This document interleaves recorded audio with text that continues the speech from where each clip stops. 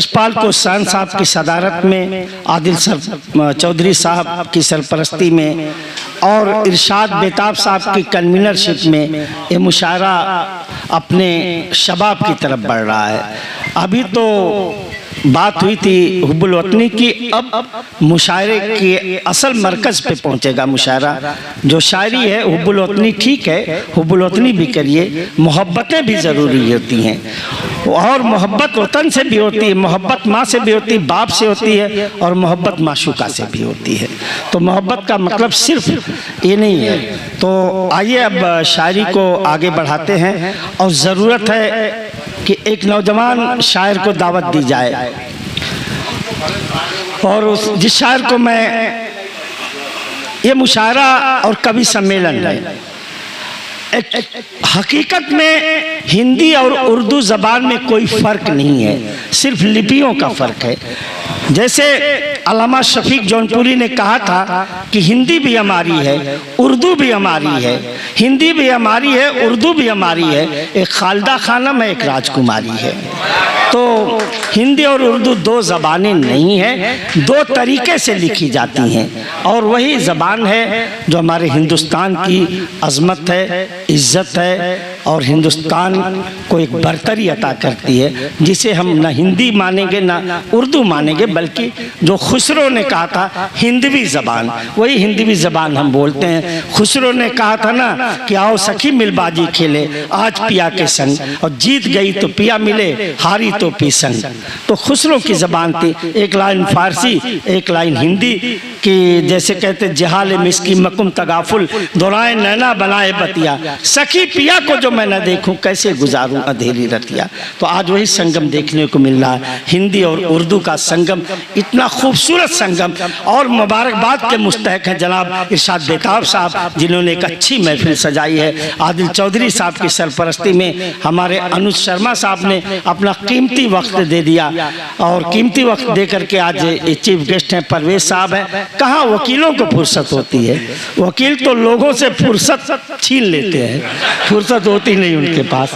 तो ये उनका बहुत शुक्रिया है, बहुत एहसान है। आइए एक नौजवान शायर बुलाने से पहले चंद लाइनें पढ़ूंगा कि हम काम के नगमे गाते हैं। हम दिव्यांश टंडन साहब को बुलाने से पहले चंद लाइनें पढ़ेंगे कि हम काम के नगमे गाते हैं, बेकार तराना क्या जाने, जो सिर्फ अमल के बंदे हैं वो बात बनाना क्या जाने। और रग रग में लहू को गरमाते जाते हैं वतन की जय गाते, रग रग में लहू को गरमाते जाते हैं वतन की जय गाते, हम अहदे जवानी के माते, बूढ़ों का जमाना क्या जाने। आज ये खूबसूरत से नौजवान शायर को दावत देते हैं जनाब दिव्यांश टंडन साहब। चलिए गलती माफ करिए।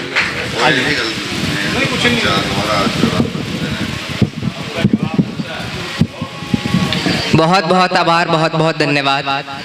सर्वप्रथम मैं सभी को स्वतंत्रता दिवस की बहुत बहुत बधाई, बहुत बहुत शुभकामनाएं प्रेषित करता हूं।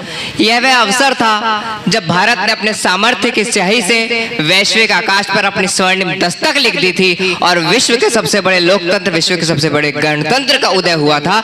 यह अवसर था। मैं साथ ही सभी अतिथियों की स्मृति श्रृंखला को नमन करता हूं, विशेषकर भाई आदिल चौधरी जी जो आज के दौर में भी ये साहित्य और अदब की एक ऐसी महफिल की लंबी श्रृंखला चला रहे हैं। जो आज का दौर जिससे युवा, खासकर कि हम जैसे युवा जो आज सिर्फ मोबाइल और रील में अटक कर रह गए थे, वो आज साहित्य और अदब की तरफ बढ़ रहे हैं। और ना सिर्फ बढ़ रहे हैं बल्कि अपनी संस्कृति और अपनी विरासत को संजोने का कार्य कर रहे हैं और पूरे एहतराम से जिम्मेदारी निभा रहे हैं।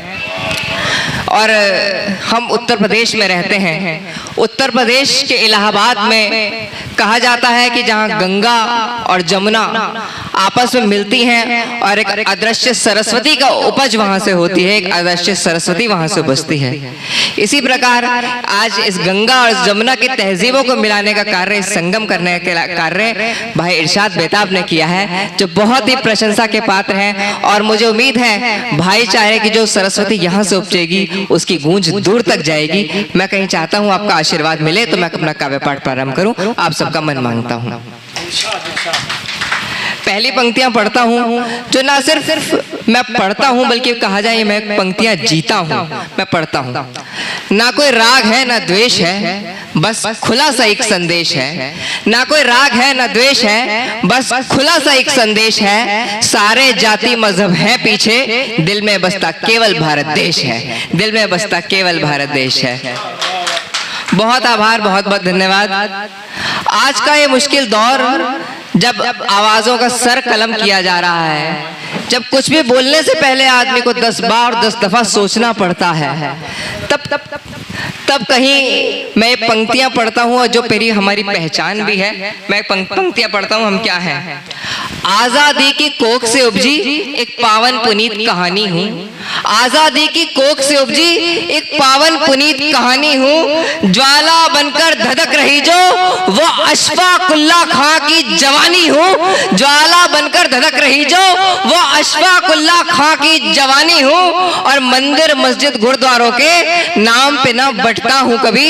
मंदिर मस्जिद गुरुद्वारों के नाम पे ना बटता हूँ कभी। बाद में आते मजहब सारे, सबसे पहले हिंदुस्तानी हूँ। बाद में आते मजहब सारे, सबसे पहले हिंदुस्तानी हूँ। बहुत बहुत आभार, बहुत धन्यवाद। एक मुक्तक और एक कविता रखूंगा। हम सबका ये सौभाग्य है कि हमने क्रांतिधरा मेरठ में जन्म लिया। हमारे यहाँ फौज की नौकरी केवल एक महज एक तनख्वाह के लिए नहीं, बल्कि एक जुनून, एक देशभक्ति का जज्बा माना जाता है। तो कहीं मैं ये फौजियों को समर्पित करता हूँ। और विशेषकर इसलिए हम 35-40 डिग्री गर्मी में एसी में बैठे हैं और उसके बावजूद भी हमें कहीं गर्मी लग रही है। और उस फौजी की सोचो जो जैसलमेर में 55 डिग्री के रेत में तप कर भी दुश्मन को दहाने पर लेकर इसलिए खड़ा हुआ है ताकि हम और आप देशभक्ति के उत्सव मना सके, स्वतंत्रता दिवस मना सके। वो कहीं इसलिए पढ़ा है। मैं कहीं पढ़ता हूँ, इसकी भूमिका केवल इतनी है कि देश का वीर सिपाही, देश का सैनिक अपनी माँ को पत्र लिखता है और वो पत्र पहुंचने से पहले उसी शाम वो शहीद हो जाता है। चिट्ठी कब पहुंचती है मैं पढ़ता हूँ। देश के सैनिकों को मैं समर्पित करता हूँ। मैं पढ़ता हूँ। जब ज्वाला ने न संकोच किया तूफान टकराने से पहले, जब ज्वाला ने न संकोच किया तूफान टकराने से पहले, पल भर भी ना देर करी वतन पर जान लुटाने से पहले, पल भर भी ना देर करी वतन पर जान लुटाने से पहले। और इस देश की मिट्टी ऋणी सदा उन वीरों के बलिदानों की, इस देश की मिट्टी ऋणी सदा उन वीरों के बलिदानों की जो देहरी पर पहुंची चिट्ठी के आने से पहले, जो देहरी पर पहुंची चिट्ठी के आने से पहले। बहुत आभार। और अब कहीं मैं अंतिम कविता रखूंगा क्योंकि फहरिस्त लंबी है, हमें वरिष्ठ कवि कौश्यान दादा तक पहुंचना है, इसलिए अंतिम कविता रखूंगा। वो आज की मंजिल है, यूं समझिए हम लोग रास्ता है जहां से होकर आप वहां तक पहुंचेंगे। इस देश में अनेक वीर हुए जिन्होंने अपनी शहादत दी। उन्हीं में से एक नाम है भगत सिंह जी, जिन्होंने अपने प्राणों की आहुति देकर इस अमर तिरंगे में सांसें भरने का कार्य किया। कहीं किसी ने पंक्तियां लिखी थी, देह छोड़ दी भगत सिंह ने बनकर शहादत गूंज उठा। देह छोड़ दी भगत सिंह ने बनकर शहादत गूंज उठा। और इनकलाब के नारों से फिर पूरा भारत गूंज उठा। इनकलाब के नारों से फिर पूरा भारत गूंज उठा। एक कविता रखता हूं, आप सबका मन मांगता हूं। ख्वाब दिखाए भारत को आजादी के ऐसी अमर कहानी की, ख्वाब दिखाए भारत को आजादी के ऐसी अमर कहानी की। आज जरूरत है देश को भगत सिंह सी जवानी की। आज जरूरत है देश को भगत सिंह सी जवानी की। बचपन से गोरों को भगाने का जिसने सपना पाला था, बचपन से गोरों को भगाने का जिसने सपना पाला था, आजादी दुल्हन थी जिसकी वो भगत सिंह मतवाला था। आजादी दुल्हन दुल्हन थी जिसकी वो भगत सिंह मतवाला था। अंग्रेजों की छाती पर चढ़कर गरज रही जो बोली थी, अंग्रेजों की छाती पर चढ़कर गरज रही जो बोली थी, गोरे जिससे डरते थे वो भगत सिंह की गोली थी, गोरे जिससे डरते थे वो भगत सिंह की गोली थी। बहरी पड़ी थी जब संसद, धमाकों से उसने रणगान बजाया था। बहरी पड़ी थी जब संसद, धमाकों से उसने रणगान बजाया था। और बलिवेदी पर चढ़कर भगत सिंह ने हिंदुस्तान जगाया था, बलिवेदी पर चढ़कर भगत सिंह ने हिंदुस्तान जगाया था। और शायद हिंदुस्तानी इतिहास में सबसे बड़ी भूख हड़ताल 116 दिन की शायद अकेले भगत सिंह जी ने की थी। क्यों की थी वो भूख हड़ताल, क्या मिला? मैं पढ़ता हूं। अन्न त्यागा और रहे जेलों में भूख हड़तालों पर, अन्न त्यागा और रहे जेलों में भूख हड़तालों पर, असर दिखाई दे जिससे सरकारी पड़तालों पर।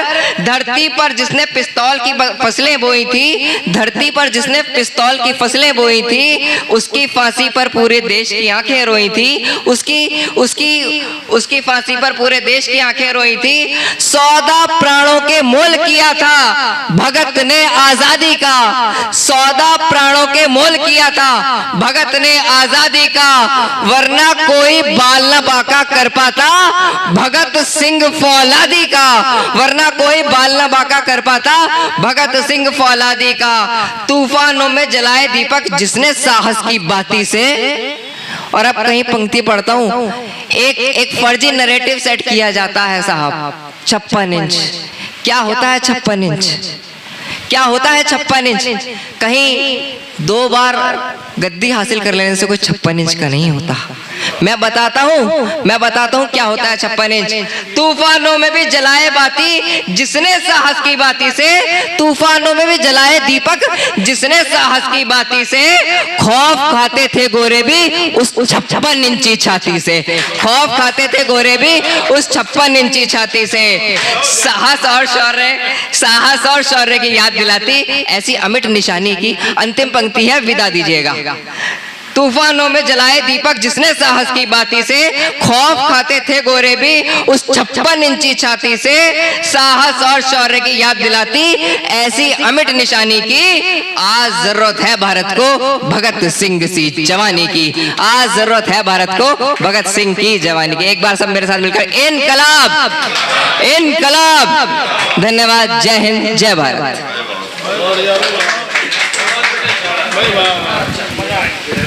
दिव्यास टंडन साहब ने बहुत क्रांतिकारी तेवर पेश किया।